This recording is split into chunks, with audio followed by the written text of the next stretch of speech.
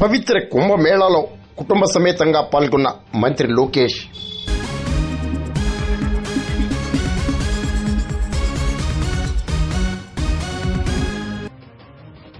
మహా కుంభమేళాను పురస్కరించుకుని ఆంధ్రప్రదేశ్ ఐటీ శాఖ మంత్రి నారా లోకేష్ కుటుంబ సమేతంగా ప్రయాగరాజులో పవిత్ర స్నానం ఆచరించారు.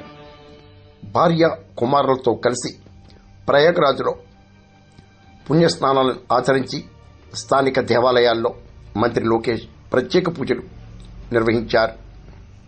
ఉత్తరప్రదేశ్ ప్రభుత్వం కుంభమేళాకు విస్తృత ఏర్పాట్లు చేయటం ఆనందదాయకంగా ఉందని, పవిత్ర కుంభమేళా ప్రతి ఒక్కరికి మంచి శుభాలను చేకూరుస్తుందని మంత్రి లోకేష్ ఆశాభావం వ్యక్తం చేశారు. కుటుంబ సమేతంగా పాల్గొనడం ఆనందదాయకంగా ఉందన్నారు.